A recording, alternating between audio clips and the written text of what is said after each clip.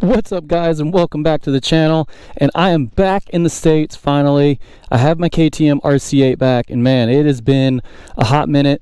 I know you guys haven't seen a lot of content on this bike because I've been in South Korea, you know, riding S1000s and stuff like that.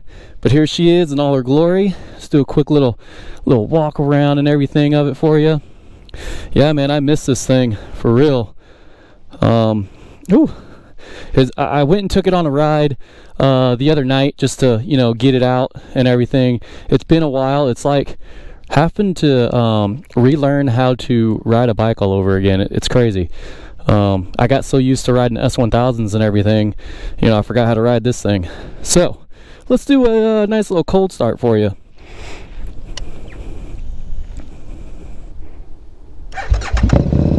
Oh yeah, buddy.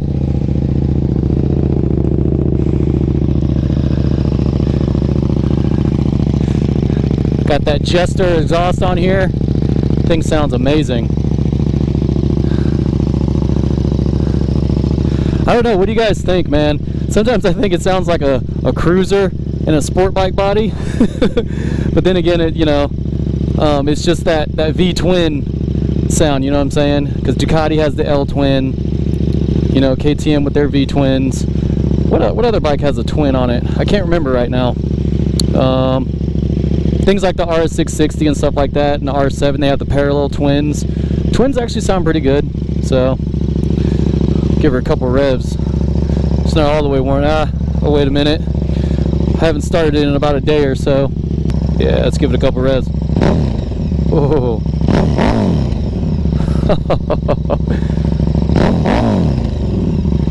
Oh my gosh. Sounds so good. Alright, let's go ahead and get out on the road.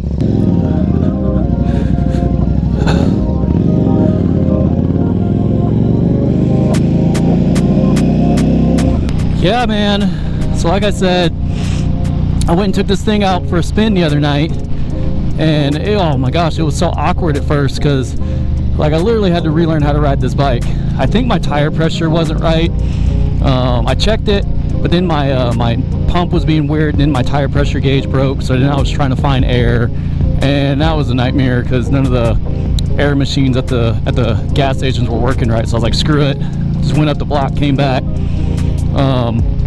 But yeah, and the difference is like the throttle compared to like the S1000. This thing is so twitchy, like it's crazy.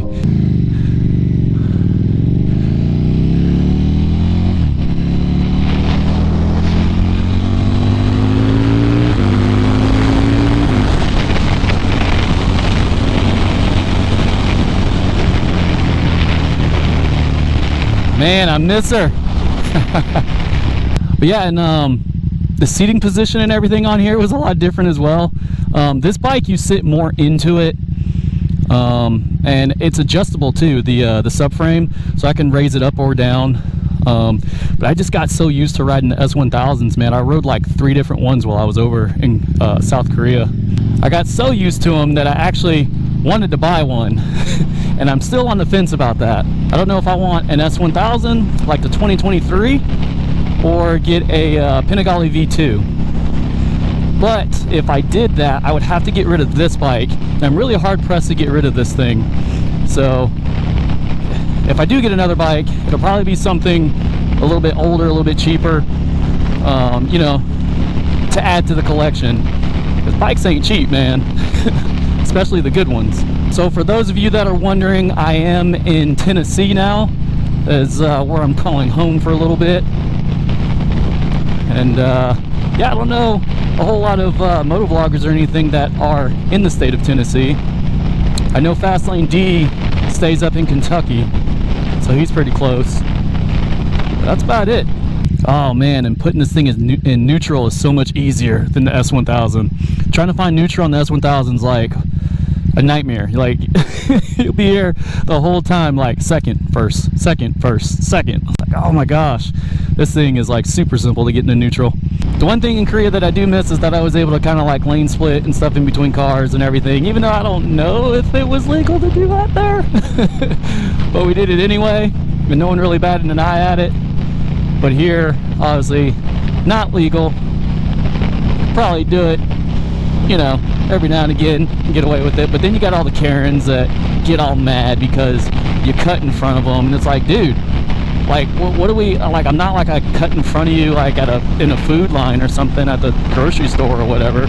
Alright, so a couple things maintenance wise I need to do to the bike. I got to change the brake fluid.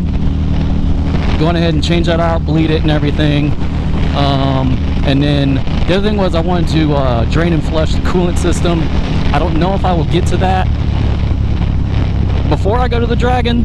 I don't know, maybe. And I do have some new tires on the way. So I'm gonna get these Dunlop Q3s swapped out because they're getting a little worn. I know that someone had told me there's a spot out here. I don't know if you guys are familiar with Land Between the Lakes here in Tennessee, but there's a nice route out there that's kind of like, they call it the Mini Dragon. So I'm gonna have to check that out one day. Yeah, man, did you guys miss the KTM? Did you enjoy the content I was making in South Korea with the S1000s and some of the other bikes I've ridden and stuff like that? I know some people were like, hey man, more KTM content, but I was like, hey, I don't have my bike. What can I do? Or would you guys like to see something different, you know, like the typical S1000? Because I say, you know, I always say everyone has R1s and S1000s and stuff like that. Mostly, and I don't, okay, let me take that back. I don't think everyone has one. I think mostly it's all of the creators and motovloggers and stuff like that that have them. So that's why I think that everybody has one.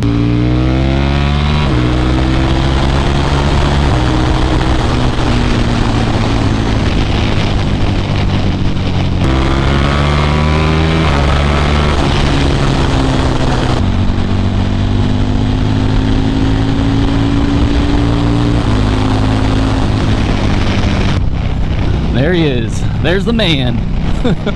Yeah, there should be some more content coming. Just bear with me.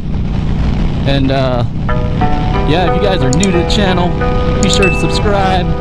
And if you are liking what you're seeing, go ahead and give your boy a like. And I'll see you guys in the next one. Peace.